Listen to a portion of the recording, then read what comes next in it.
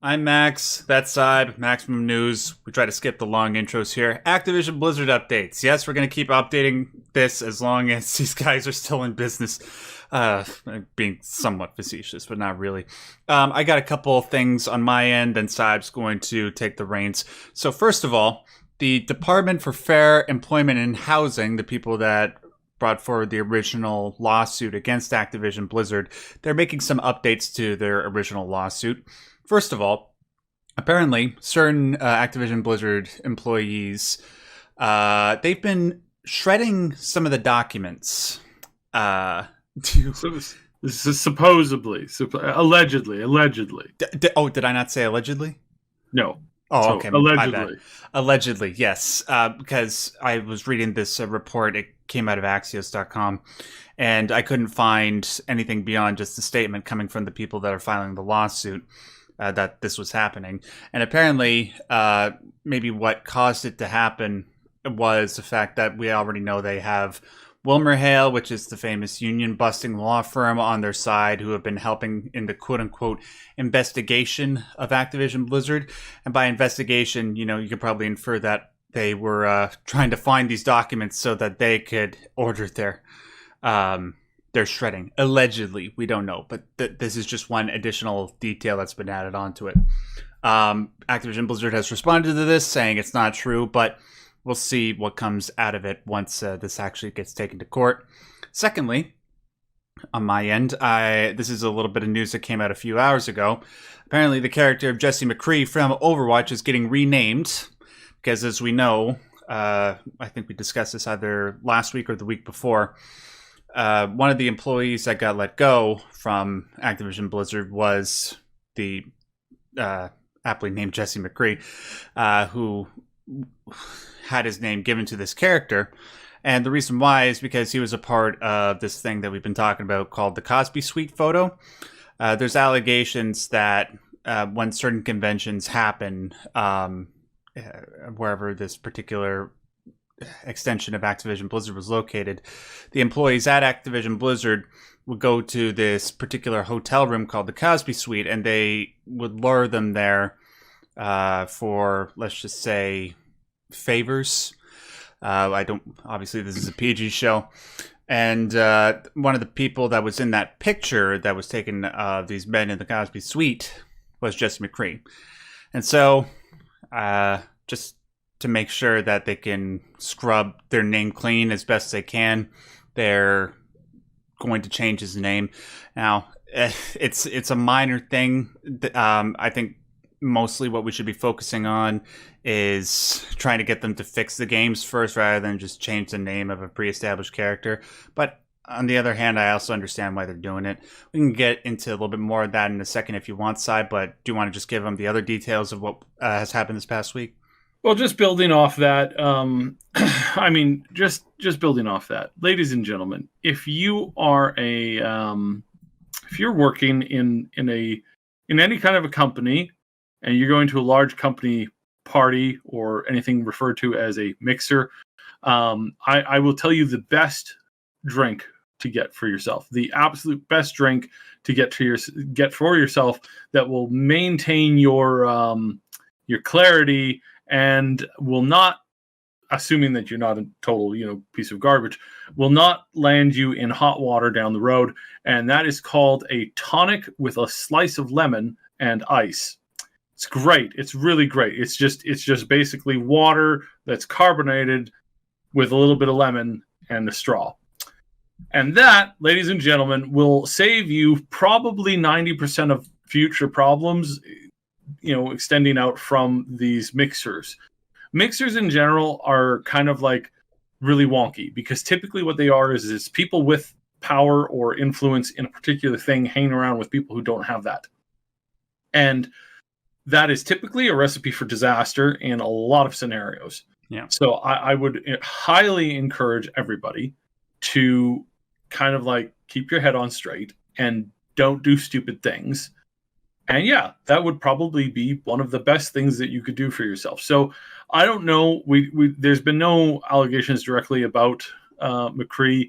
We know that there's been some possibly some problematic behavior that's been detected before. He was involved in this particular thing, and it's come back to bite him in the butt. And it's kind of bad. It's kind of rough. And again, we don't know, so I won't, I won't judge a person before they've had a chance to say their say. But just generally, don't be an idiot when you go to these mixers. Don't be an idiot in your professional life by showing up at parties and get smashed drunk. It's just not a good thing. I mean, close friends and somewhere safe. That's the best thing to do. But then again, I'm crazy. Or just be lame like I am and don't drink at all. Yeah, well, I don't drink at all either. Yeah. So the other thing is that two other kind of interesting things have happened. One, they've extended the lawsuit to include foreign workers, Nice. temporary workers, and workers who were on contract essentially there. So this is really big because it's widened the pool a lot. There's a lot of those temps that were not getting paid proper amounts. I have seen this in my own life, and I complained about a company that was bringing in workers, and then they were renting them out a room that was built into a garage for about half of what they were making every month, which was about twice the amount that you get for like renting an actual house at the time.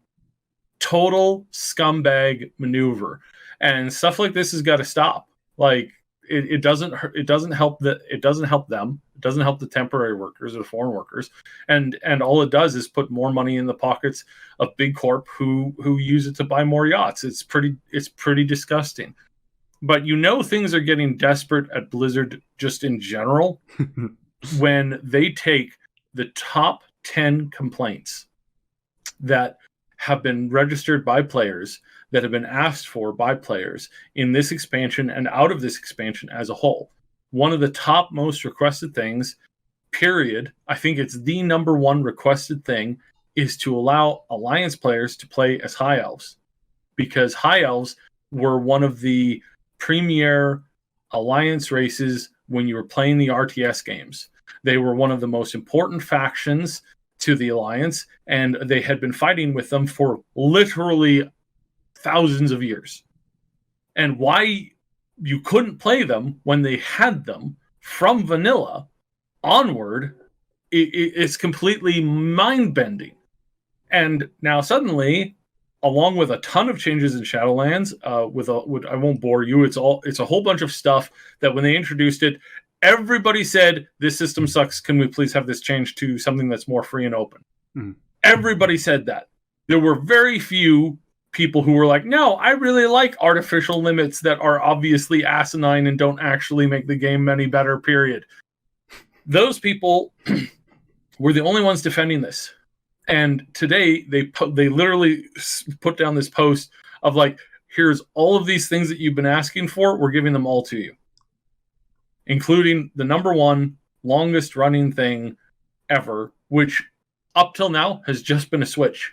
And Jael Brack was one of the ones who said, no, over my dead body, basically. And why did he say that? Because he was an idiot who didn't know what he was doing. Apparently. Because now they've done this, and everybody is like, well, not everybody, but a lot of people are really happy with this move. So it just goes to show that the changes at Blizzard, these are starting to, they're starting to get some changes there. People are starting to finally listen due to all of this stuff.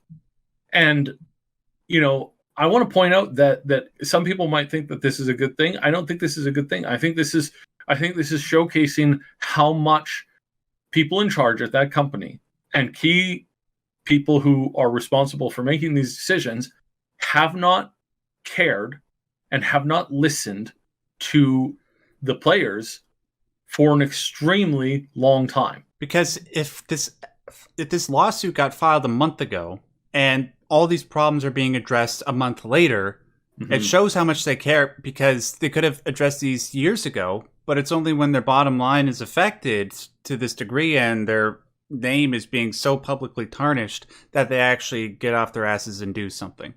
Yeah. So it's that, but it's more. It's the fact that these developers are now finally listening, and they're saying, okay, we're changing this, which invalidates all of their previous refusals to do this. Before they said, oh, no, that's not good game design. Now we've decided to let you do this because it makes sense now. Okay, so wasn't it good game design, or was it? Like, which one was it? Because if you're saying it's good game design now, what changed between now and 6 months ago? Like, what changed? Nothing changed. Nothing in the game changed. So that means that your asinine choices and your asinine controls over what players wanted was only there to make them wait out to essentially continue paying the subscription until you finally implemented these changes because you were lazy. So that's my humble take on this. Well, I don't see how else you can look at it. Yeah, I know. It really does confuse and frustrate me to an extreme extent, because this was so avoidable.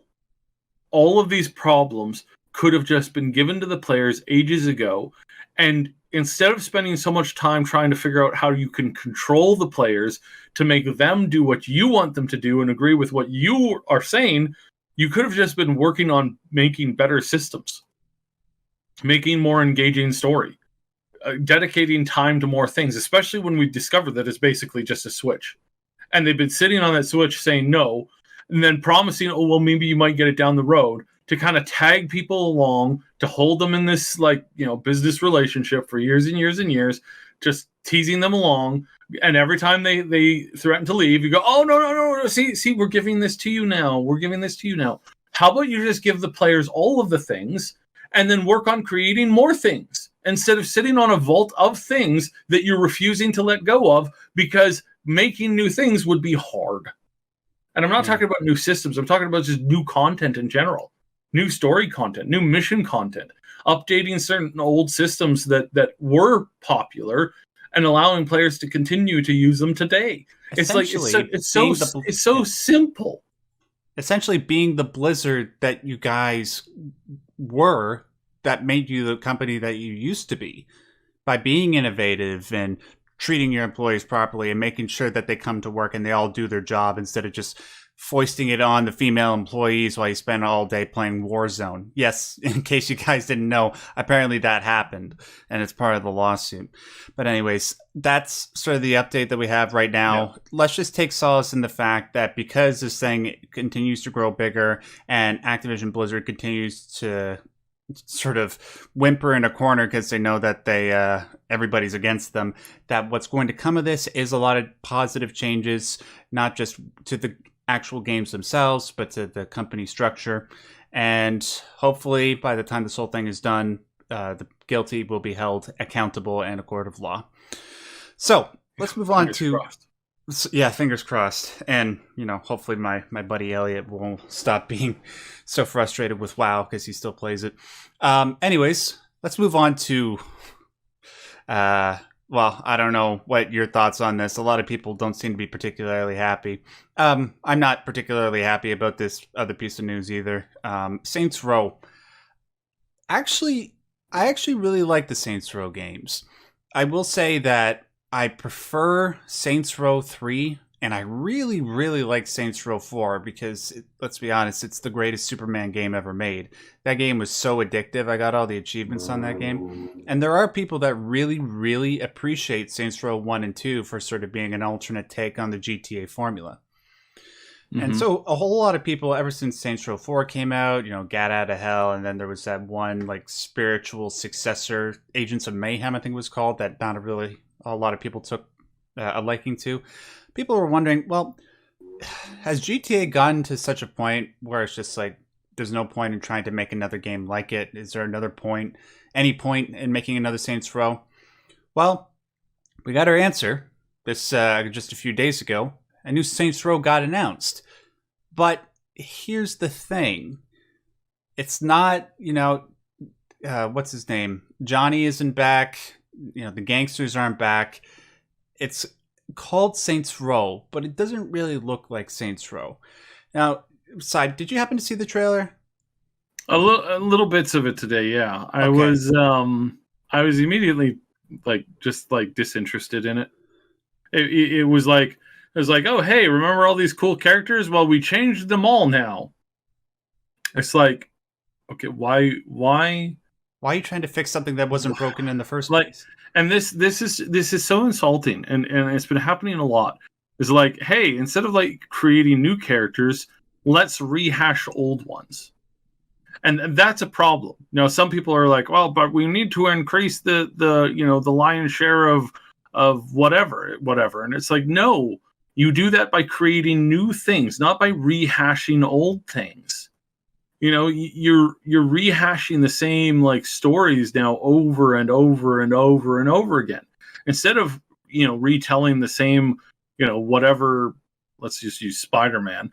Instead of retelling Spider-Man in the 10th version about how he got his powers, actually Batman is a lot better for this one. Instead of retelling the same Batman story, because this happens every movie, right? Like this happens every time there's a new Justice League, every time there's a new anything that has to do with Superman or Batman or anything. Even when Batman's not involved in it, it's like, oh, let me tell you this tragic backstory of how Batman decided to become Batman. It's like, we've seen this 1,000 times. It doesn't matter if you change something about, just give us something new. Don't rehash the same thing over and over and over and over again. And that's what we're getting. We're getting this constant drip feed of the same things with surface level changes that doesn't actually change the story, that doesn't actually make it more unique. And what you're doing is you're robbing the potential for new content, for new stories. I don't want in 50 years, I don't want to be going to see the next, Iron Man 47, although I'm sure that would be kind of cool. But if it's a rehash of the same thing, the same generic story, a new telling of the same Batman story. Oh, Batman, he when he was young, Bruce went to the movie theater or the opera with his parents. And it's like, I don't want to be, I want to hear about a new character that has new powers, that has a new story, that's built on a new thing, and have them connected or in the same world as Batman, as Superman, all as Iron Man, as these characters, and just introduce new content, right? Well, hold on a second, though. Without having to destroy the old thing. Okay. So all right. Up until you just said that last thing, I was just a little bit confused as to what you were saying, because it seemed like you were saying you wanted something new. Well, they are doing something new. The problem is that it's called Saints Row, and it's completely different from what we used to get. Yes. Right. Okay. All right. I understand. See, they're taking the so instead of creating like a new thing, like a new direction and new story for the Saints Row thing, they're rehashing at the same time as claiming that it's a new, because it's like a remake, right? It's not an actual like new universe. They've taken old characters and they've redone them or they've taken those roles of those characters and they've redone them. The best way I think you can sort of compare this to something else is sort of what Ninja Theory did with DMC and how that compared to the original Devil May Cry. Exactly. And that was them not evolving the story or the genre, them wanting to chase basically their old stuff, repeating everything. And this is going to play into our one of our next stories quite bigly. But essentially what I'm saying is like most of the stuff that we're seeing is rehashes. People are too scared to create new content or go in new directions. It's why we haven't gotten a new GTA game, and why we're getting a rehash of all of the old GTA games. Yeah, it's why we're getting so many films where it's just the same thing. It's the same format as the last 15 movies. And the Saints Row thing is like here's new Saints Row, but it's not really new. It's basically the same thing as before. We've just changed up a bunch of these characters, but they fill the same roles and whatnot. And it's like that's what's not sitting well with these choices. And again, it's more than just Saints Row. I am referencing more than obviously Saints Row. Yeah, excuse me. It's okay. And the problem is that, like with the example I just gave with DMC. And how it was compared to the original Devil May Cry, is that this Saints Row we don't know. It could end up being a good game. This reboot. The Mm-hmm. problem is, even if it is, and people like the Ninja Theory DMC, is that because you're doing what you're doing to this beloved property and trying to turn it into something that it's not, that you're just going to make newcomers and the old fans unhappy. Whereas what would have been the better thing is if you did another Saints Row, sticking to the original characters while taking them on a new adventure, while innovating where necessary. If you did that, and then take the idea that you have for this reboot and then making it its own thing, that would have been the better way forward. And it would have been a more lucrative choice. But just going off of the theme that we were talking about with the last show, it just seems lazy and just more of a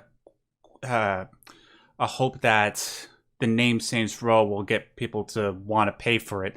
Whereas I don't think that's actually going to happen this time around, unless this game ends up being like the next great thing since GTA 5. And I'm talking before all the microtransactions got put into GTA Online. Chill, guys. So, I don't know. Well, we'll see what happens. Hopefully, it will have some element of goofiness that made games like Saints Row 3 and Saints Row 4 good. And it better have the same level of customization that Saints Row 3 did. Otherwise, I'm just not even going to bother. All right. So, let's move on to a tiny bit of good news and then some bad news with this next story. So, Halo Infinite is coming out in a few months. We all knew that it was going to come out in the holiday season, but now we actually have a firm release date. It's going to be December 8th of this year. So that's good. It's just over 3 months, close to Christmas. I'll probably be buying it on the day because it's Halo. I love Halo. It's, aside from Metal Gear Solid, it's the game that I live and breathe. It's the one game. It's the one online multiplayer game that I'm good at. So it's good to know that there's an end date for the wait, and we can find out if it's actually going to be any good or not, and whether that extra year actually paid off. But there was another announcement that I think rightfully made some people disappointed. So it was announced that when the game launches, it won't have the Forge mode, and it won't have cooperative play. Mm-hmm. Now, in regards to Forge, if people have never played Halo and don't know what that is, it's sort of like a level editor. You take the pre-existing maps made by 343 Industries and then just place vehicles at certain places in it, place like building blocks and make your own levels. This has happened in the past with other Halo releases. I think it happened with Halo 4 and 5. And so we're kind of expecting it as it is. And, you know, it's not that big a deal for me. I mean, it sucks, but I understand it. But not having co-op at launch, that's, in my opinion, unacceptable. Because ever since Halo, the first Halo came out, playing that game co-op with your friends, be it on the couch, be it online, it is synonymous with the Halo experience overall. Mm-hmm. It'd be like releasing a Gears title without Horde mode, in my opinion. And the fact that they're saying that it's going to come out 3 months after the game is released in December. Well, what were you doing in the past year that made it so difficult to get that ready at launch? I just don't understand. So that's very disappointing. I really was looking forward to playing this game online, maybe streaming it with some of my old friends that I used to play Halo with. But looks like we'll have to wait another few months. This has really made me upset because that's what I've done with all the other Halo releases. And it just makes me wonder, like, what the heck were they doing up until this year when they're finally releasing it 6 years after Halo 5, right? So the overall things that I've heard is that the game from inside people is that the game plays really, really well and is really, really fun. I've heard that. And the multiplayer is pretty banging too. So now, obviously not the co-op. And so why these two things delayed? Well, the one I totally understand, which is the Forge tool set user created content, typically that does not come out at launch.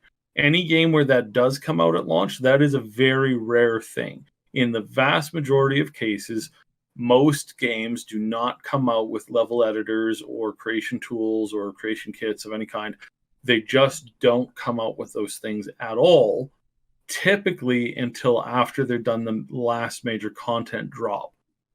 So there's a whole bunch of technical reasons why you'd want to do this. Typically, that is that if you were to offer any kind of like major DLC or addition to the game, free or paid or not or whatever, that in the vast majority of cases, just because again technical limitations, you typically void everybody else's previous work. So this is a great example of this right now is any of the Skyrims, Fallout games, Baldur's Gate for something newer, Baldur's Gate 3, every time they come out with a new hotfix, everything that the users have created, that's user created mods or content, is no longer usable in that game. And so typically that's why you wait until you've done all of your major planned content additions, and then you wait until after that to release the builder, and then people are able to build whatever they want. And this, in the past, this is how Halo games have worked in the past. The last one made by Bungie was this way, and then there was a bunch of other ones too. Was it though? I don't recall. Halo Bungie didn't release their Forge until their basically their final like addition to the game before they gave the IP back to Microsoft, and 343 took it over. Oh. It was their last major thing that they did in the genre, is they created that tool, and I'm pretty sure it came out last. And again, there's a lot of technical reasons why you want to do that. You do create a lot of work when you add that out. As far as the campaign co-op, that is peculiar to me, and I am a little confused as to how that got missed. Because if you have multiplayer working in the game, then co-op should be pretty simple and straightforward, unless they're running into issues with the story modes and like the events and stuff like that, and or if they were planning on adding something new to the game in the form of the person who's playing with you is not a magical copy of Master Chief that just appears there. It's like, if they wanted to do something unique with that story and actually build in a story component as to that, I can see that taking a lot of extra time and a lot of extra effort. And again, I don't know for sure if either of those things are a problem or are not a problem, or are what's being planned or is not what's being planned. That's just me speculating on it. And again, it is a bizarre thing. It is a head scratcher because it doesn't make a lot of sense typically, unless there had some kind of like big thing planned for it. So, and honestly, from what I've heard, that probably is the case. So from what I've heard, the game world for single player is incredibly massive and contains an enormous amount of explorable replayability content. If that's the case, and if it's a massive open world, and you can just bug out and go two different directions and are triggering different events at the same time on the same system, that could potentially cause a lot of problems, technically speaking, from a technical side aspect. It's basically you're making the game run two games at the same time, right? Because if you go north, I go south, and we start exploring in different places, triggering different events, the game is loading up two different things at the same time. Whereas before, where it was a procedural, linear story, you're in the same maps, you're in the same things, you're doing the same things in the same areas, right? Yeah. And it's only loaded up that one cell for you to explore and continue. And then by the time you move to the next cell, that previous cell can be dropped. With this, they'd have to load up all of the stuff in whatever direction you're going with the co-op. So again, I feel that there's a reason for this, and that they have a plan to incorporate some level of something in there as far as a story way to kind of build it, and then to also flush out the way that the computer is handling the multiplayer stuff. Do you yo-yo somebody back to you every time they get too far, or how does that work, right? So, well, that's what they've always done. Yeah, and well, not really, because I did remember backtracking all the way to the beginning of the cell to grab a weapon that I dropped, and I was like, I really want this weapon to load into the next area with, because I really, really want this thing. I remember doing that in previous Halo games with buddies while we were doing co-op. So, to me, again, that I wouldn't be so eager to judge them negatively. But at the same time, this does give me some concern to say, don't pre-order this, right? Yeah. Again, that's a standard rule thing, and to just kind of wait on it. And I do feel that this is kind of a mistake, but I really do wonder why. And I'm more curious than I am judgmental right now, because I feel that there must be some crazy reason for this. And if it's what I'm thinking, then it's actually kind of a good thing as far as what they've done, but it's a bad thing in that they've had to put that co-op on ice because of the game, because of the problems that they've run into. So that's kind of like my initial take on it, and I'm not positive which one that might be. So right now, just kind of curious, waiting, gonna watch this and see what happens. I think that actually makes 100% sense, Side, and I'm glad that you put it that way, because given what we have seen of Halo, the single player, it does seem to be open world, and it does seem to be taking a different direction compared to how we've experienced previous Halo campaigns. I'm just wondering, though, because of the way that you explained it to me, and given the footage that we have seen of this open world single player, that, or whatever, it looks open world, why they wouldn't be able to explain that to us. But then maybe it has something to do with just PR. I don't know. Well, Anyways, typically making explanations like that don't go over well. It's one of the same reasons why no corporation will ever directly apologize, because by apologizing, you accept guilt, and then people can sue you for it. Yeah, and then you get Fallout 76. All right. Well, anyways, just over 3 months. We'll find out when it comes out, and I definitely will be playing it because, like you said, and what other stuff I've heard, there are things about it that appear to be really, really good. So, on to the next one. A little bit of an update regarding New World. Side, you want to tell people about it? So, New World is brand new MMO, and they have a new. This is something that was not on the plates when they finished their closed beta a couple of weeks ago. When they closed that up, they said no more betas until release, and then they delayed the release until end of September. I kind of figured that this was coming. It was something that I had said that they really needed to do. They really needed to have a straight out open beta to really open the doors and to push their servers and really get all those, like, get as many of those problem things out of the way as quickly as possible. And there's a lot of them that show up only when you do a complete open beta, unlimited access, go nuts kind of scenario. So that's what they're doing with this. It's completely open. All you have to have is a Steam installed. I think it's available in some other ways too, but I'm pretty sure Steam is your number one. Just download the demo and play the demo next week. Pre-install it. I think pre-install is going to be opening up here in a couple of days. It may be open up already because it's still installed on my computer. So yeah, it's there. Hop in, try it out. The game plays a lot like, I don't know, kind of like a mix of Skyrim and like Black Desert Online-ish, sort of, maybe. And not like the good parts of Black Desert, not the crap parts. But yeah, interesting. Check it out. Try to get into it because this is their first foray into major games, and the first time that it doesn't look like a complete crap product coming out of Amazon Game Studios. Yeah, no, there are a lot of critiques, and I could go on for an hour. We have in the past. I could go on for an hour about all the problems that are with the game. But will the game last for 3 weeks and then burn out? I don't know. We'll see. It is an interesting take on the MMO aspect. The world is very beautiful. It's not hyper alive, but it's a lot. It's hyper alive. It's not like even more alive than most typical MMOs. So again, it's just an interesting product, open for beta.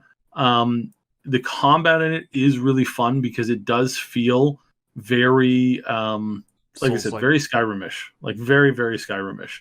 It's like you've got your heavy attacks, you have your light attacks, you have a very small number of skills.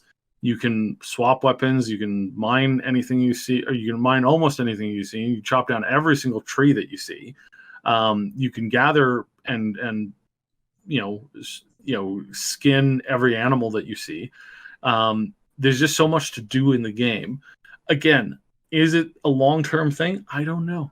I really don't know. I can't tell you for sure. It's a little cheaper than most games comparatively. So yeah, it's a good start. And what I saw you play that other day when you were streaming it on the Triple S League, I actually was quite intrigued by it. You're right. It does look very, very beautiful. The combat actually looks quite good, especially for an MMO type game. And you know what? Because it is a free open beta, and it's just in roughly a couple weeks, I think I will try it out because I haven't played an MMO since the last time I played World of Warcraft, which I think was about 6 or 7 years ago. Mm-hmm. And watching you play it sold me on it, so I'll check it out. Maybe I'll tell you guys whatever server I'm in, if maybe we can hang out and do quests together. We have a server that we're going to. It's East Coast, and it's the best one for both European players and North American players to play on at the same time. And it pretty much connects everybody. The only people that are left out are Oceanic. Right. Sorry, I wish there was a solution for that, but we're not there technologically yet. But yeah, it's check it out. It's an interesting take on the MMO genre. It's an interesting experience.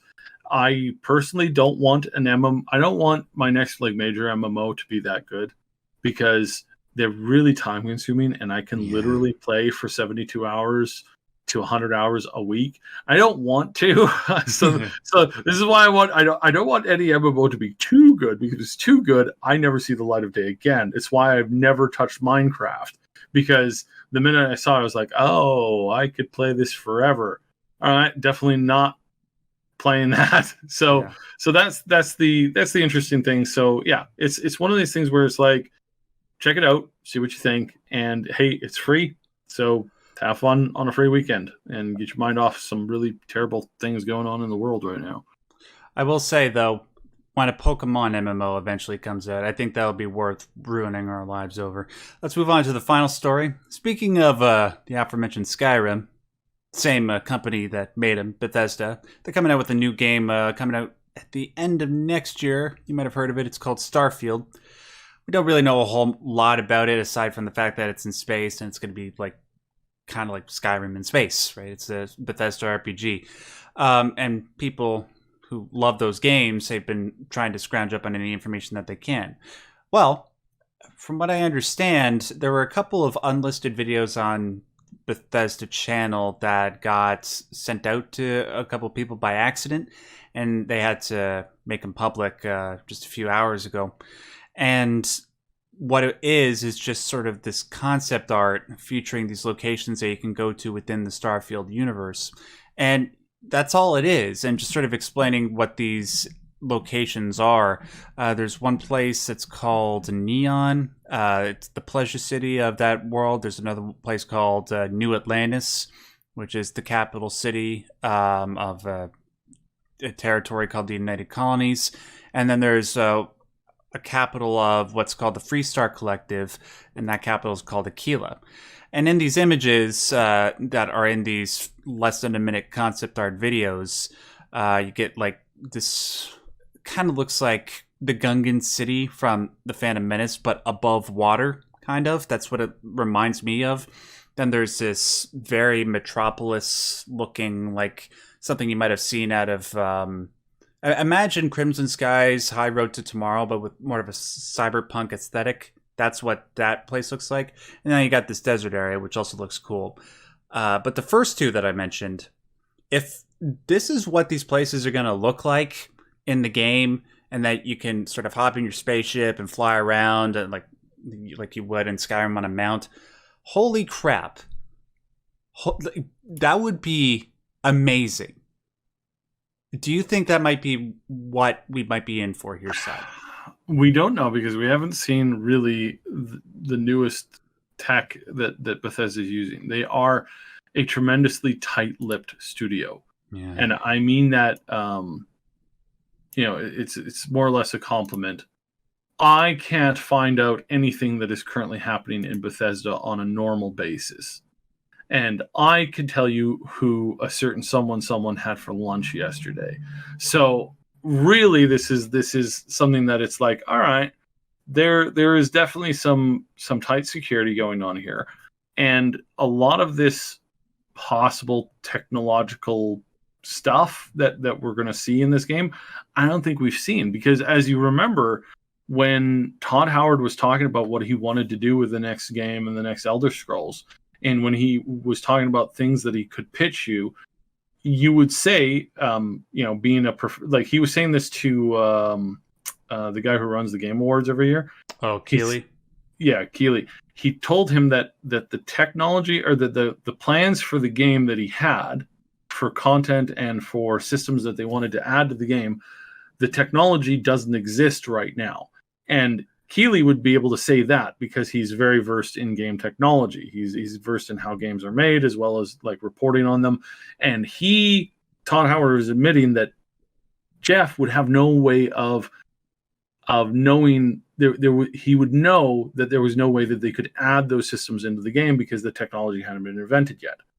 So that begs the question: how much technology has Todd gotten his hands on that is not something that we have typically seen before? That's the big question. That is the big question. Because if they're working on the same tech that they built Fallout 4 with, and just like subtle improvements from that, and that's all that they have to offer, then we're going to see a pretty disastrous game as far as Starfield goes, because they're trying to do different worlds. So that means that the worlds aren't going to be whole. They're going to be very, very small. Each one's going to have a smaller sharded system to it. You're going to go to the busiest part of the city and you're going to see a whole 15 NPCs. Ooh, any more than that and your game's going to crash. That kind of problem. Those are existing common current day problems. Oh yeah. That with the right technology you can fix. And when we go to these worlds, we'd actually see like a massive world map, quite possibly an enormous one. We would see hundreds and hundreds of NPCs on the screen at the same time. But again, it depends entirely on what technology they've used to improve their core game engine. We know that they've improved the engine massively. They have completely stripped out and rebuilt the entire animation system from scratch. And this is really exciting because the mods are only going to get better as far as animations go. Oh yeah. Because this new animation engine is more programmable, and you're going to be able to, the average player, the average person who has the ability, not the average, because you have to be pretty rich to have this stuff, but if you have a full-on motion tracking, like if you have a VR set and that VR set is capable of tracking multiple motion things, you can literally, as a person in your own house, you can literally build your own tracking studio. People do this in VR. There's a whole lineup of VR YouTubers that are out there right now. You would be able to track your entire body and then be able to code that stuff into the game. So things like that right away, we know that that's an existing system that's in the game. We know that that's there, and we know that they built it to be that friendly. Wow, we know that? We know that not through an announcement, but we know that from the tech and the positions that they've hired for over the last 2 years. Over the last 4 years. It's been 4 years. Oh my goodness. So over the last few years, we know that they've been hiring for this same technology, and this is the same technology that's currently in use by like the VR chat room games and the VR Hollow experience, where you can control an avatar, the dancing, the music, rhythm games, that kind of stuff. that technology is comparable to the technology that they have and are using in this, which means that modding in the future is going to become really, really amazing, and also probably pretty darning. Not that it's not already, but it's like the doors that this opens for this is going to be huge, massive, absolutely mind breaking for most people that are expecting something kind of like just standard, whatever. And if that's the case, then that's something that's going to be very interesting to see how that plays out. So yeah. Man, if this game, like the way that you're hyping it up to be, I don't want to do that. I don't want to hype it up too much. I want to say that this is we're in between this thing with Bethesda, and this is what I was referring to earlier with the with the Blizzard stuff. It's like they're creating and building and offering something that is potentially going to be absolutely groundbreaking if they do it right. If they do it wrong, then we're very much going to see the collapse of Bethesda as far as traditional Bethesda stuff. And we may see Todd Howard leave the industry because this is his baby that he's been working on for 20 years. He really wants this game to do well. And it's, like I said, I'm not expecting the moon, and I don't want to promise the moon. I don't want to hype people up to the moon. But at the same time, it's like I've been watching very carefully what they've been doing on a technological side. And if they're doing things right, and if they've continued to improve systems, and I got to say, what we saw coming out just this last week with the new Skyrim, and I know I really hammed it up last week, but the new Skyrim, all of the advancements, all of the player and modder integration that has gone into that, and being able to load up literally thousands of mods and integrate them seamlessly without any problems. And the fact that is it's not just Bethesda doing that now. There's tons of people who are making mod lists for versions, and you can just download a program that handles everything for you, installs all of the mods, makes them run perfectly well, combines them into a single pack essentially that makes it so that you're not crashing every 5 minutes because of conflicts and all this stuff. There's more and more of these things are going on for this old ancient game of Skyrim that's been around for a decade, and we're seeing more and more and more of them, more of this stuff being perfected, and that's on a really old thing. If they can bring that level of new technological intuitiveness and that level of new content generation, again, the base release of this game may not be stellar, but in 10 years from its release, I mean, you got to look at vanilla Skyrim versus vanilla Anniversary Edition, and that is a night and day difference between games. Absolutely, that is a night and day difference. You can turn on, and then you can empower it even more. You can download 12K visual mod packs. You can sit so close to a tree that you'd start to see the atomic level of it. I mean, it's getting crazy. I'm joking. It's getting crazy. And again, this is Todd's baby. This is what he's been working on for 20 years. This is his dream. And as far as what we've been able to see with what they've done with, the progression up to this point and their commitment to improve game systems and to make things better, I really think that this is something to not dismiss. Don't pre-order it. Pre-order it 2 hours before it goes live. If you know that you've got a free weekend and you're going to play it, right? Then do that. But don't pre-order this tomorrow, because you're not even going to be able to play it for over a year more. So this is not something to do.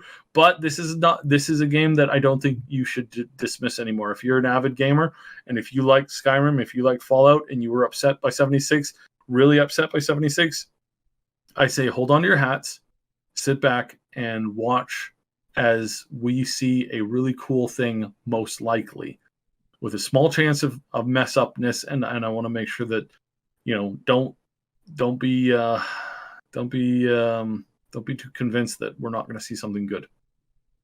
Yeah, just keep it cool. Just stay cool. Yeah, dig it. Cool. And what was I just about to say? Yeah, just 14 more months, and in the meantime, just go play modded Skyrim. you know, you might think that Saib is joking about being able to see the atomic level when it comes to looking at some of the things that modded Skyrim can do, but he ain't kidding. I was playing 4K, like, tree bark texture packs.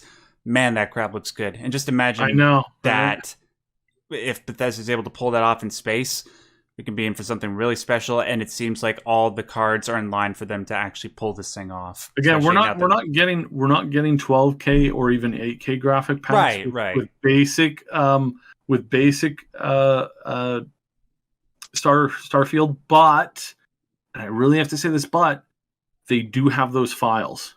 From what we know that they've been capturing most of their meshes with real world stuff in 12K. We know that they have the files for those.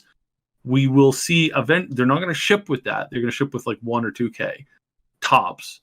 But we can see in the future them release a mod, the HD mod pack, because that was an optional thing in vanilla Skyrim, where you could upgrade all of the visuals in the game to, you know, much higher fidelity. And I'm pretty sure it was like 780.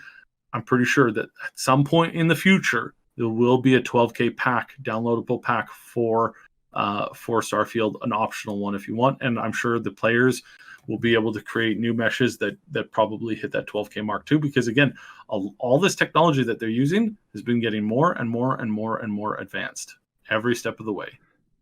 It'll be available to everybody, console or PC alike, in 2032 when the anniversary edition of Starfield gets released.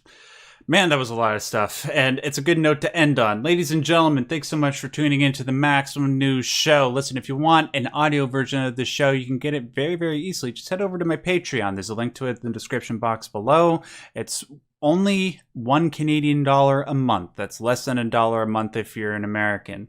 It helps support me. It helps support the platform that allows us to do this podcast, the Disability Channel. And, of course, Saib, I want to thank you, as always, for doing this podcast for me. And I know how about you make some time for next week? It'll be the 9th or the 10th or whatever it is, the Saturday. The 10th, that Saturday. So I guess it'd be the second Saturday of September. Which actually means I said next week. It'll be the week after. It'll be the week after. Yes, it's not next week. It's the week after. So that'll be the 10th, 9th, 10th, from 9 till, I believe it's from 9 to 12. So that'll be the Thursday, Friday, Saturday, Sunday